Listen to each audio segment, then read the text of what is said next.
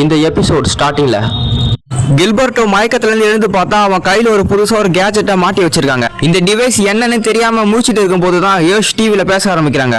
கில்பர்ட்டோ, நீ மட்டும் டாக்டர் ஸ்கின்னரன் எங்க இருக்காருன்னு கண்டுபிடிச்சுனா உனக்கான எல்லா ஃப்ரீடமும் நான் உனக்கு தரேன். உன்னை அந்த ஜெயில இருந்து நான் ரிலீஸ் பண்றேன் அப்படின்னு சொல்றாங்க. இந்த டீலுக்கு அவன் சுத்தமா ஒத்துக்கல. அதனால பக்கத்துல இந்த கிறிஸ் தலைக்கு மேல இவன் கன்னை பாயிண்ட் பண்ணி வைக்கிறான்.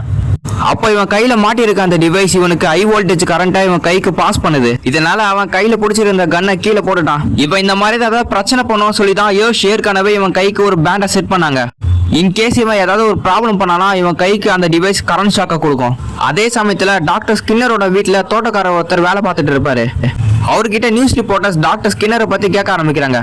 ஆனா இவருக்கு தெரிஞ்ச விஷயம் எல்லாமே அவரோட பூனையை பத்தி தான். அவரோட பூனை ஒரு தடவை இறந்து போயிடுச்சு. அதோட பேரு மொப்பட். அதை இவர் புதைச்சாரு. அது மட்டும் தான் இவருக்கு தெரிஞ்சிருக்கு. இதை தவிர இவருக்கு டாக்டர் ஸ்கின்னரை பத்தி அவ்வளவா எதுவும் தெரியல. கட் பண்ணா நம்ம கில்பர்ட்டோ பேச ஆரம்பிக்கிறான். உங்கள யாராச்சும் இது வரைக்கும் ஆப்ரா மருந்தை யூஸ் பண்ணிருந்தா உங்களோட கையை மேல தூக்குங்க அப்படின்னு அவன் சொல்லி முடிக்கவும் அங்க இருந்து எல்லாருமே கையை தூக்குறாங்க. இன்க்ளூடிங் கேள்வி கேட்ட கில்பர்ட்டோவே கையை தூக்குறான். அதுக்கப்புறமா இவங்க தங்கி இருக்க இடத்துக்கு பக்கத்துல யாருமே யூஸ் பண்ணாத கைவிடப்பட்ட ஒரு வேர் ஹவுஸ் ஒன்று இருக்கு.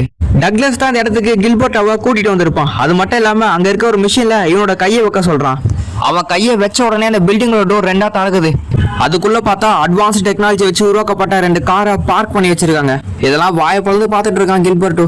அதுக்கு அடுத்து டாக்டர் ஸ்கின்னரை பத்தி இன்னும் அதிகமா தெரிஞ்சுக்க விக்கிபீடியால போட்டு அவரை பத்தி சர்ச் பண்ண ஆரம்பிக்கிறாங்க.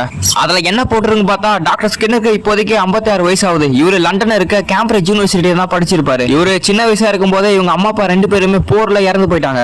இது மட்டும் இல்லாம நோபல் பிரைஸ் இவரு 3 முறை வாங்கியிருக்காரு. கூடவே இவரு யுனைடெட் நேஷன்ல கிளைமேட் சேஞ்ச் பத்தி பேசியிருப்பாரு.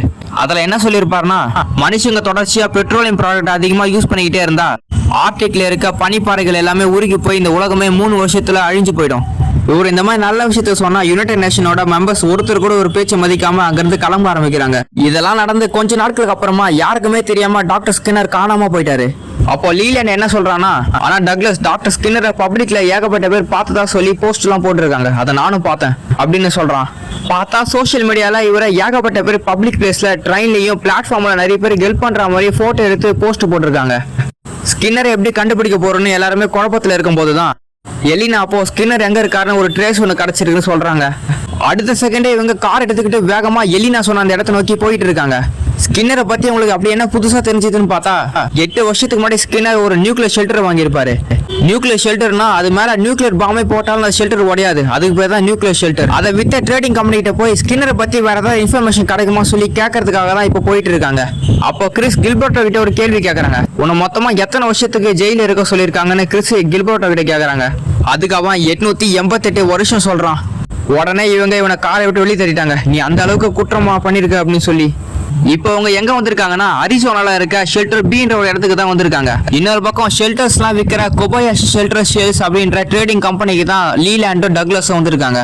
அப்ப அங்க யாரோ ஒருத்த கன்னை வச்சுட்டு மறைஞ்சுக்கிட்டு இவங்க வந்ததை பார்த்துட்டு இருக்கான். இந்த இடத்த விட்டு கொஞ்சம் தள்ளி பீட்டோலன்ற ஷெல்டருக்குள்ள கிறிஸும் கில்பர்ட்டும் உள்ள போறாங்க.